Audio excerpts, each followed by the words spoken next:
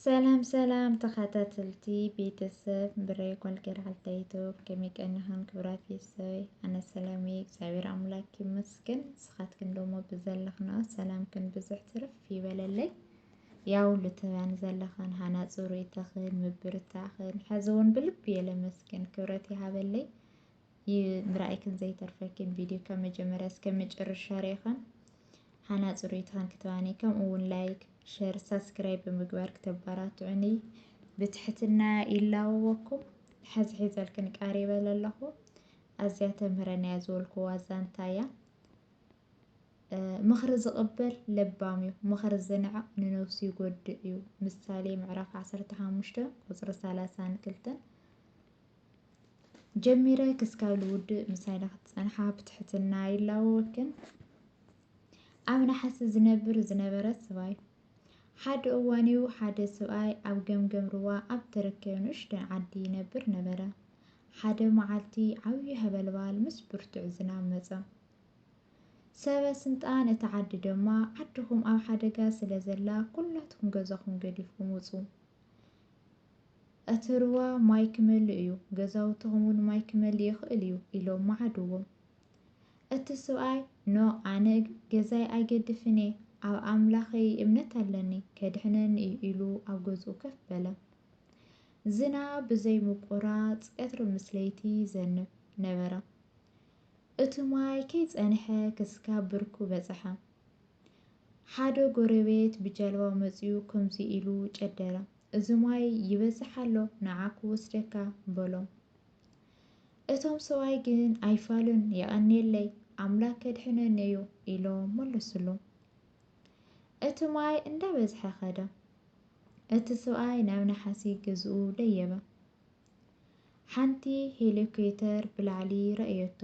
እታ ሄሊኮፕተር ትሕት ብምባል ገመድ ደብረየትሎ።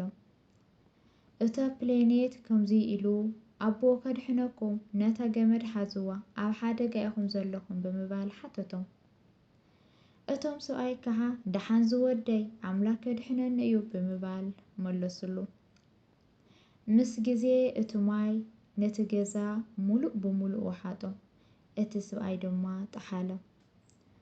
እቶም ኣቦ ናብ ኣምላኽ ምስ ከዱ ንኣምላኽ ተስፋ ዘቑርፆን ዘቑጥዖን ሕቶ ክሓተየ ብምባል ሕቶ ቀጸሉ።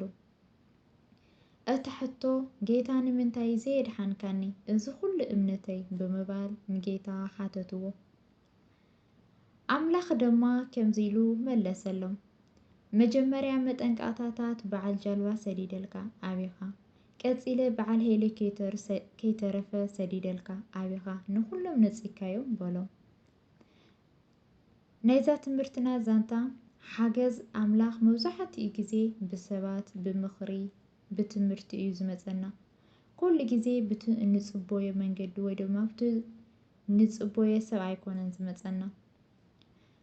እቶም ንዝኾነ ምኽርታት ሸለል ዝብሉ ሰባት ዝበዝሐ ግዜ ውድቀት የጋጥሞም እዩ። ሓደ ግዜ ድማ ህይወቶም ይስእኑ።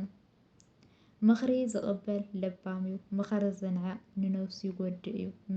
ምሳሌ ምዕራፍ 15 ቁፅሪ 32 ንሕና ከዓ ፍቓድ ኣምላኽ ኮይኑ ንብል ግን ብዙሕ ግዜ እግዚአብሔር ኣምላኽና ኣብ ህይወትና ከድሕነና እንተዳደልዩ ብብዙሕ መንገዲ ከድሕነና ይኽእል እዩ። ኣንሕና ኣይርድአና። ኣብ ሰብ ሓዲሩ ኣብ እንስሳ ስትል ከይተረፈ ሓዲሩ ብብዙሕ ምኽንያት ሓዲሩ እግዚአብሔር ኣምላክ ካብ ፈተና ካብቶ ንሕና ብዓይንና ዘይንሪኦም ብእዝንና ዘይንሰምዖ ካብ ብዙሕ ነገር ዘድሕነና ስለ ኩሉ ነገር እግዚአብሔር ኣምላክ ይመስገን።